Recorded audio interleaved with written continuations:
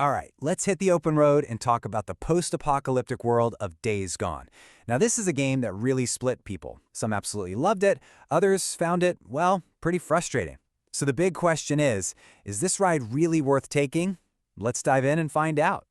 First things first, let's get one thing straight. You are not fighting your typical shuffling zombies in this game. Oh no, you're fighting freakers. And what makes them so different is their behavior. They're described as completely feral, almost like a pack of wild animals. They don't just wander around, they hunt, and they move in these massive, truly terrifying hordes that flow like a single, monstrous wave. And who's the guy we're riding with through all this chaos? This is Deacon St. John. He's a former outlaw biker who's now making his way as a drifter and a bounty hunter, just trying to survive day to day.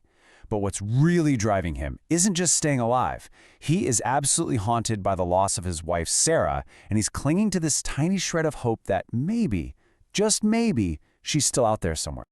Okay, so let's set the scene. Welcome to the Broken Road. We're talking about the beautiful but incredibly brutal high desert of the Pacific Northwest. It's been 2 long years since a global pandemic turned the world upside down. This isn't our world anymore. Nature is taking back over, and the only rules are the ones made by the desperate people left behind. You know, Deacon's story starts out simple enough. It's really just him and his best friend Boozer trying to get by, taking odd jobs for different survivor camps. But then, everything changes. He stumbles on a clue that suggests his wife Sarah might actually be alive. And just like that, it's not about survival anymore. It becomes this desperate, all-consuming search for hope. And that path forces him to navigate these warring survivor factions and a super mysterious government agency called Nero that seems to be hiding something big. All right, let's talk about the good stuff. What makes this journey so incredible? Because despite some serious bumps in the road, this game has some amazing moments that really make it shine. And one of its absolute biggest strengths is the story itself. The narrative feels so grounded and sincere. It really focuses on these deeply human themes, things like loyalty, grief, and what it even means to hold on to your humanity when the world has gone mad. It doesn't try to get preachy, it just tells a really solid, mature story. And then you've got the hordes. Seriously, I'm not exaggerating when I say this game puts hundreds of freakers on screen at the exact same time. They all move together as this one fluid, horrifying wave of teeth and claws. It is a massive technical achievement, and let me tell you, it is genuinely one of the most terrifying things you'll see in a game. And the world that you're facing these hordes in, oh man, it's just breathtaking. The game does an incredible job of capturing the rugged, wild beauty of the Oregon wilderness. You've got these dense, moody forests, snow-capped mountains. The environment itself feels like a living, breathing character. It just pulls you in and makes the world feel so real. The immersion in this game goes so deep that it even affects something like fast travel. It's not just a click on a map and poof, you're there. No, it's a simulated journey. First, you have to actually get to your bike and make sure it has enough fuel and isn't busted. Then you have to clear any freaker infestation nests along your route.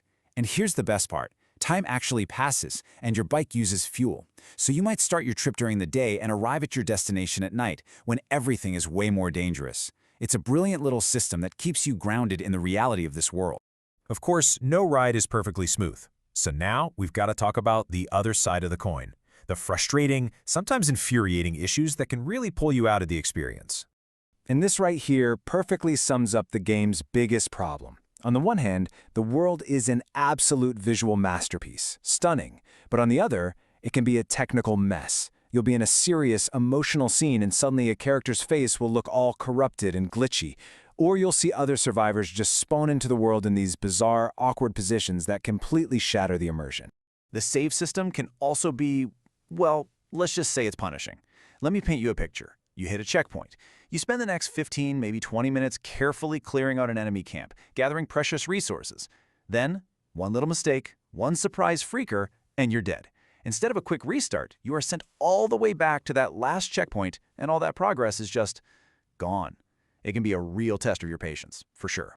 And that frustration definitely carries over into the combat. The camera is just way too close, it feels suffocating, which means you have almost no peripheral vision. You'll constantly be getting hit by enemies you literally can't even see. This gets even worse when you're fighting a massive horde and the game's performance starts to lag right when you need it to be smooth. And on top of all that, you've got Deacon constantly yelling to himself, and some of the dialogue can feel a little cringy. It all just starts to chip away at the experience. The game also kind of suffers from what some people call a middle game slump. The main story takes a really long time to get going, and that slow pacing isn't helped by the fact that a lot of the environments feel repetitive. You'll find yourself exploring building after building that looks and feels like it was just copied and pasted, and you start to get this nagging sense of déjà vu. So, after riding through those breathtaking landscapes and hitting all those frustrating roadblocks, where do we finally land?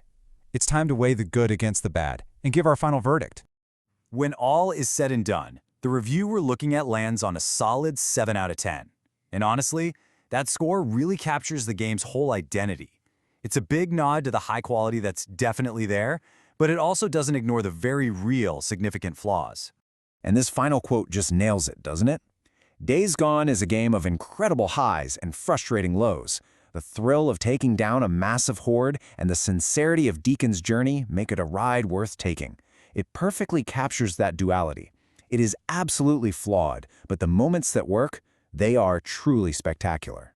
So in the end, it really is a trade-off. To get that beautiful world, that heartfelt story, and the unmatched adrenaline rush of fighting a horde, you have to be willing to put up with the technical glitches and the frustrating design choices along the way. So the question we'll leave you with is this. Now that you know what's in store, are you going to take on the broken road?